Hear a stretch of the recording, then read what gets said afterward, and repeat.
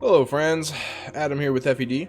Today we're going to be ranking all of the games in the series based on not like how good they are or their story or anything like that, but simply based on whether or not they are easily broken by the game's own mechanics.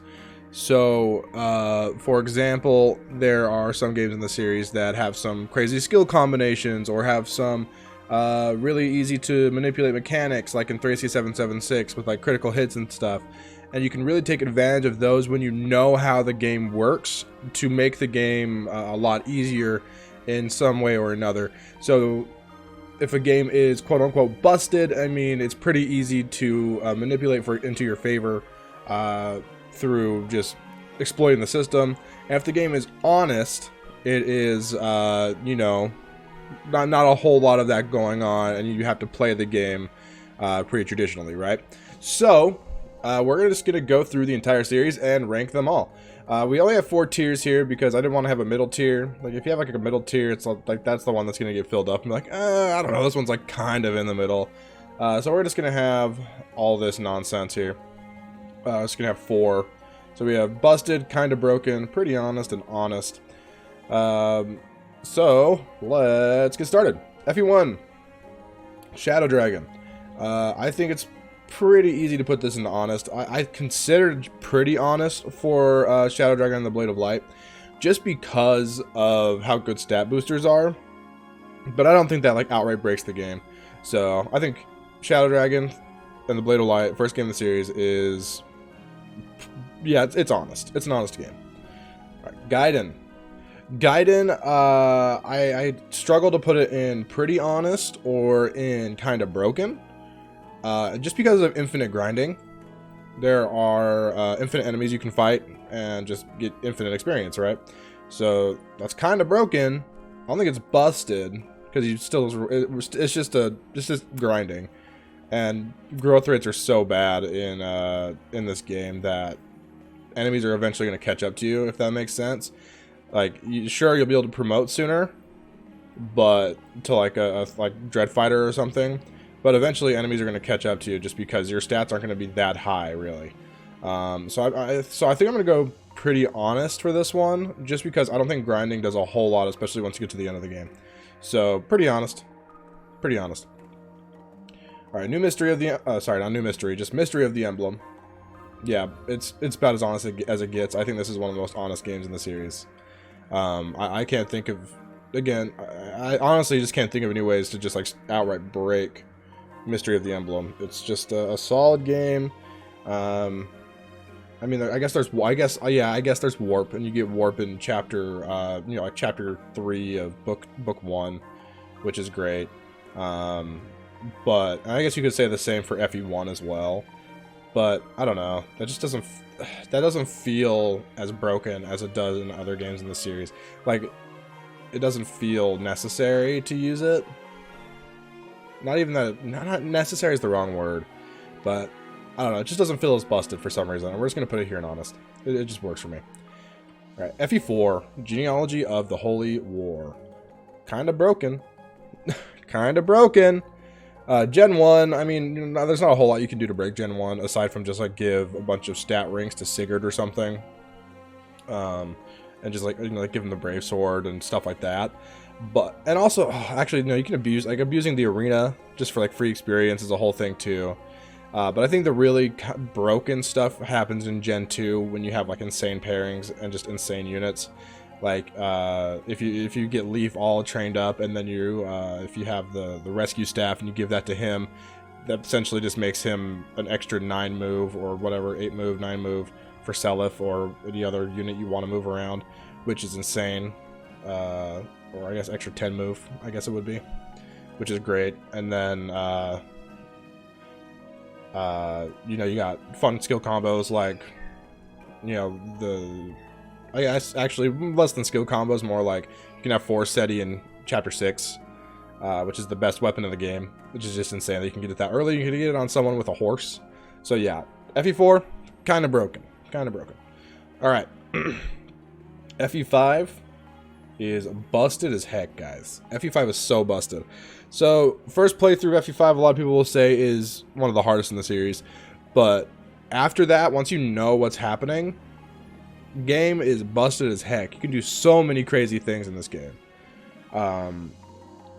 You can, like, being able to, like, and really knowing how critical hits work in this game is a big thing, too.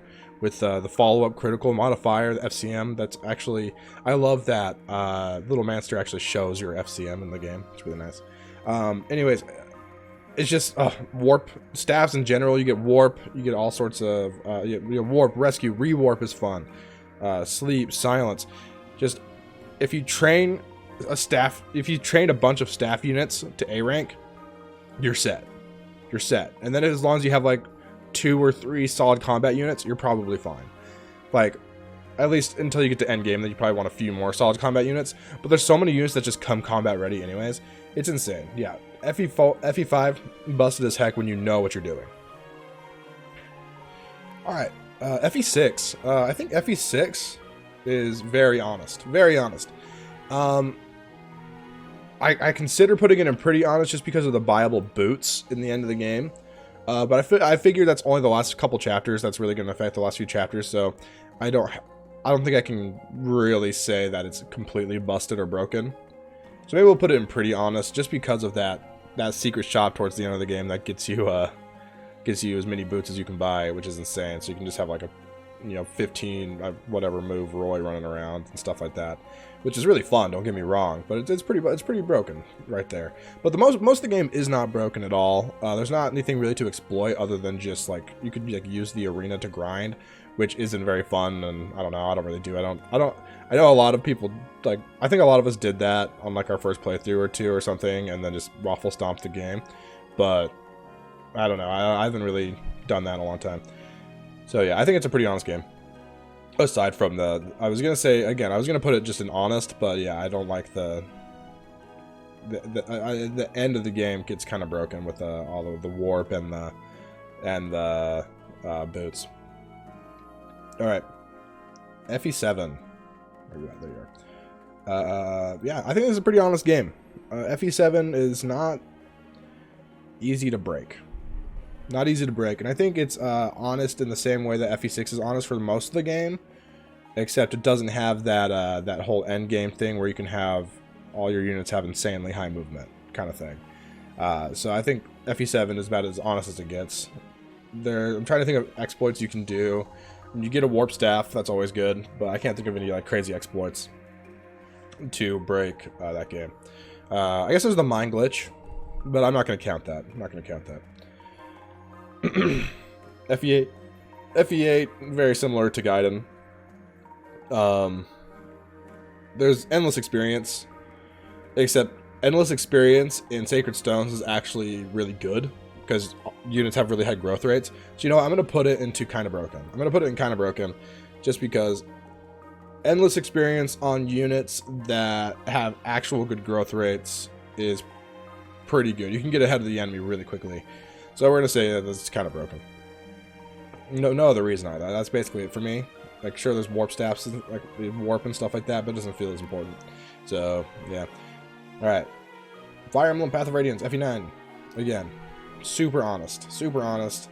I was considering putting it in pretty honest because of some skill combos you can create, but those skill combos rarely break the game. And there's only one that really does break the game, and you can't even access it until chapter 28.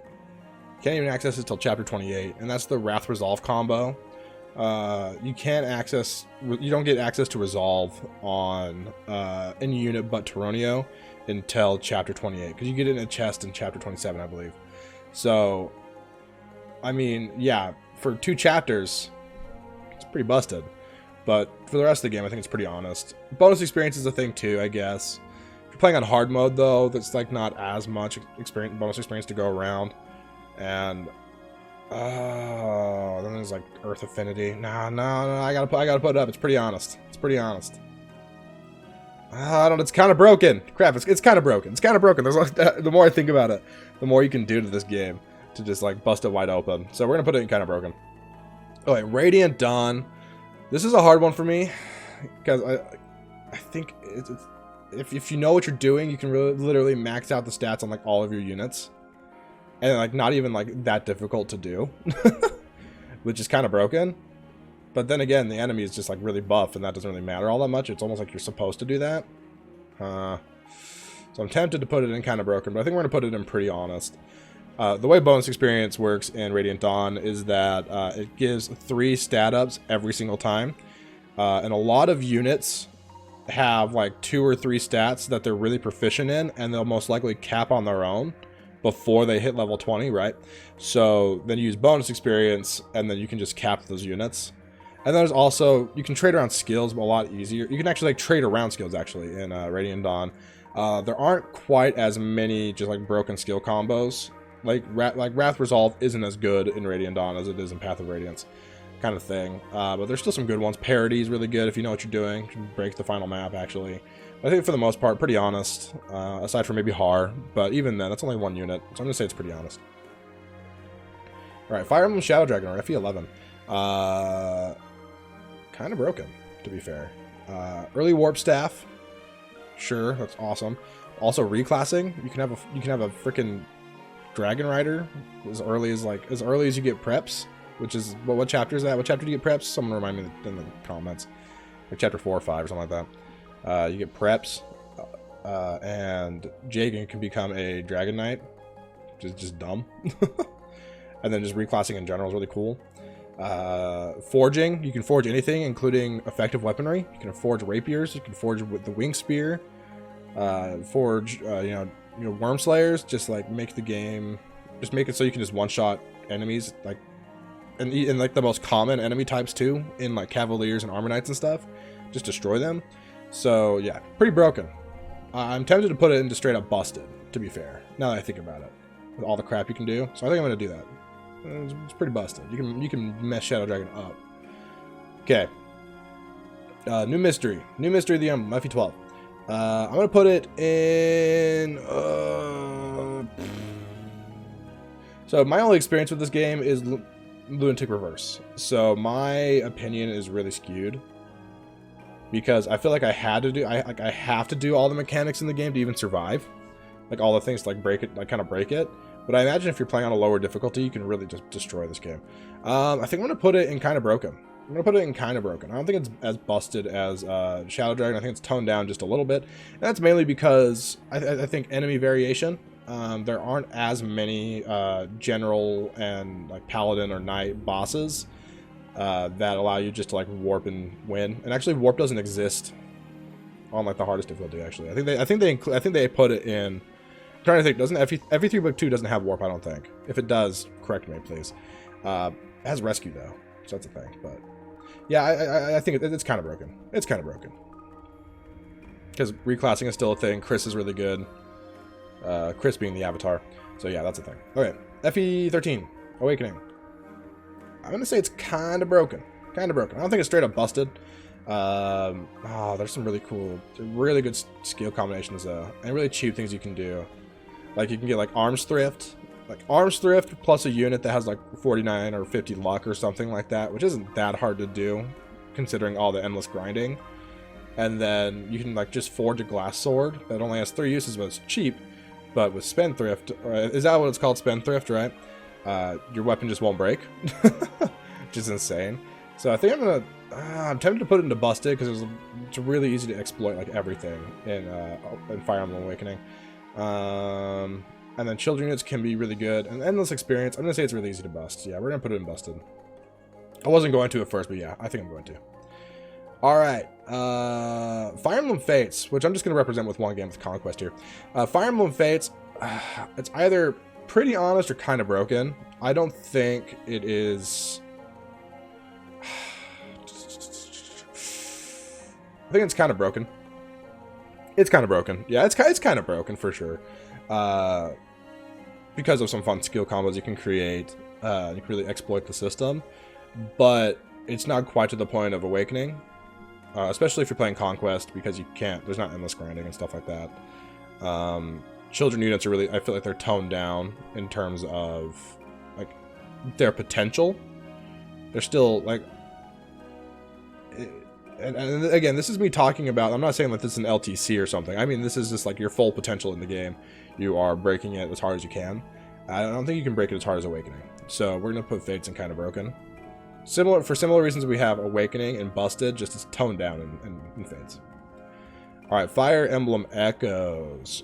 Honestly, I'm going to put it like right there. I think it's easier to break than like Gaiden, but because your units actually have some growth rates, which is pretty cool.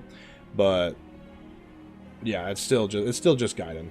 I don't know. And they actually nerfed Warp really hard, so that's a whole thing too. So yeah, I'm gonna say it's pretty honest. And finally, 3 houses or FE16.